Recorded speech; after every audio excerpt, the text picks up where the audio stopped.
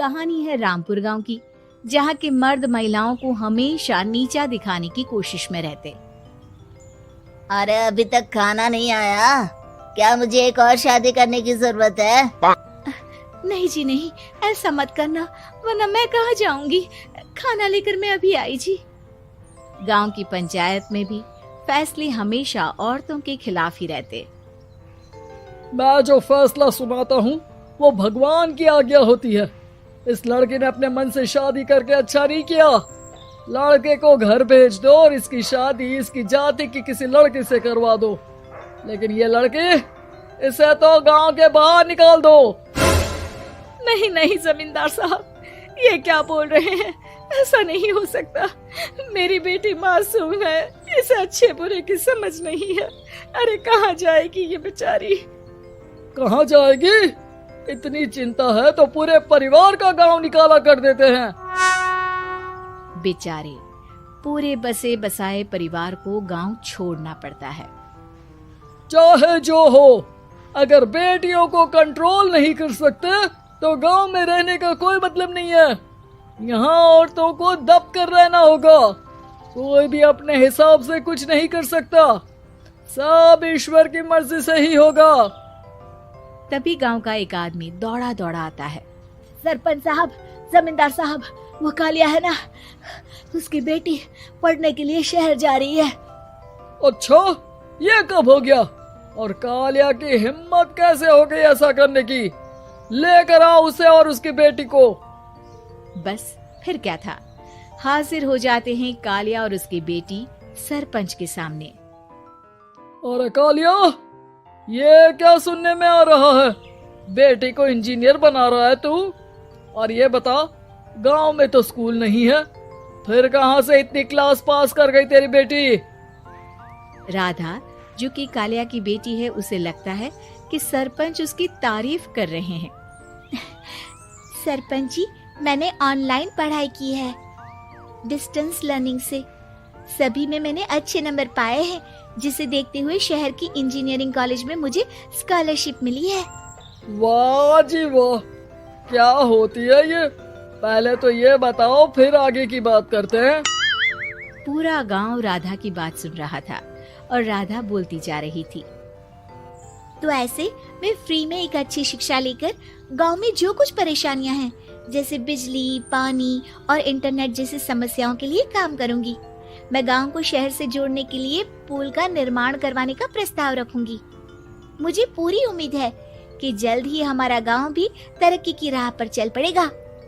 राधा की बात सुनकर सारे गांव वाले ताली बजाने लगते हैं।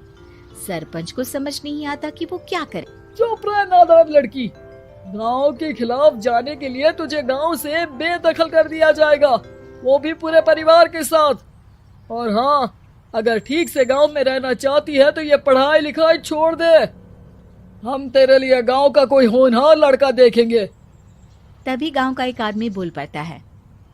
अरे नहीं नहीं सरपंच जी, राधा बिटिया जो बता रही है, अगर वैसा हो जाए तो हम लोगों को पैसा कमाने के लिए बाहर नहीं जाना पड़ेगा।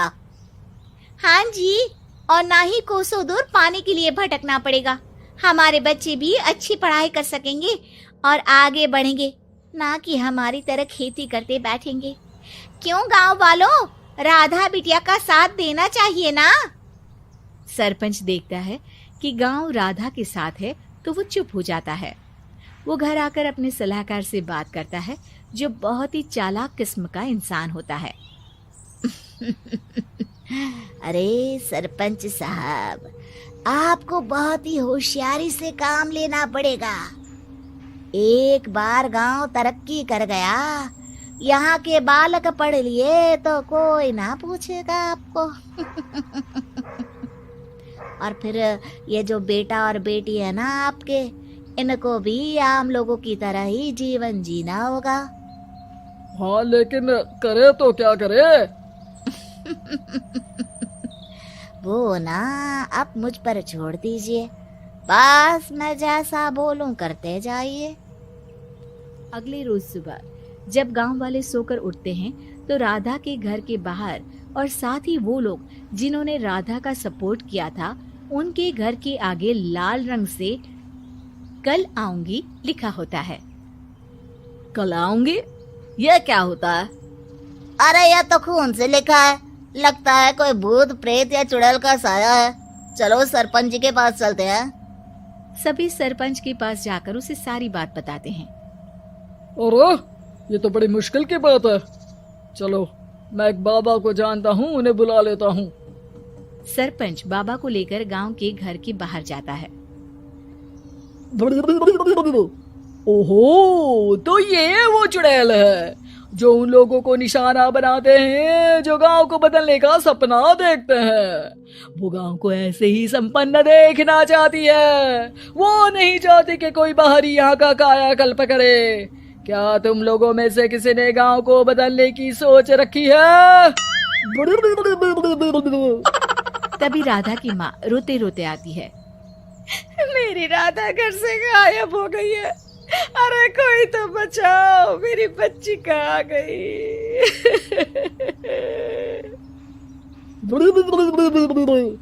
ले गई वो चुड़ैल, तेरी बच्ची को ले गई।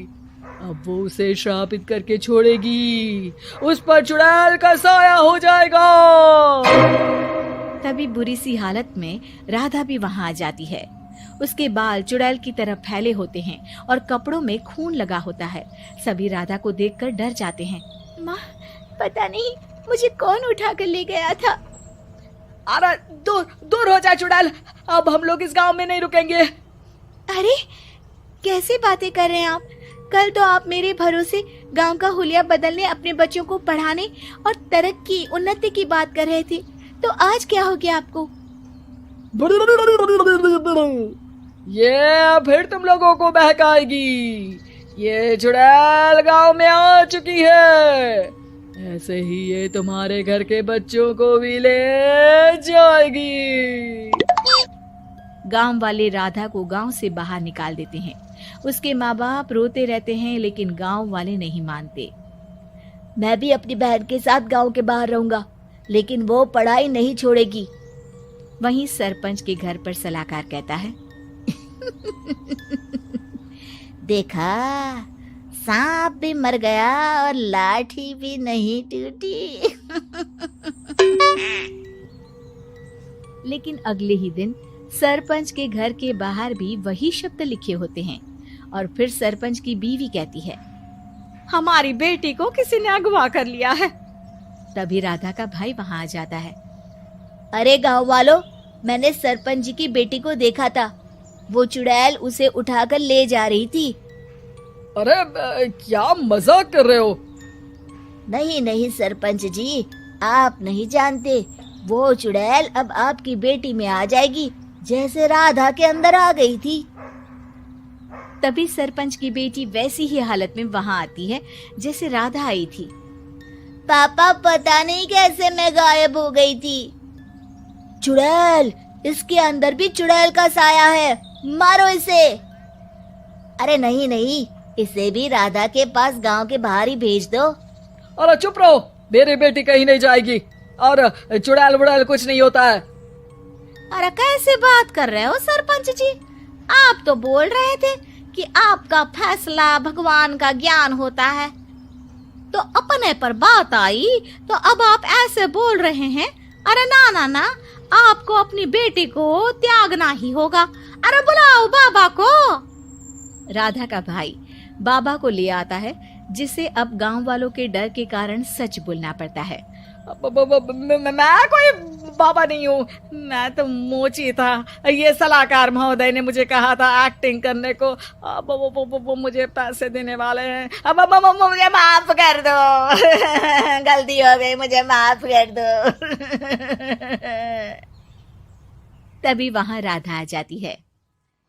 देखा सरपंच जी, जब गांव के बच्चे साक्षर होंगे तो आप जैसे लोगों की चालाकी नहीं चलेगी।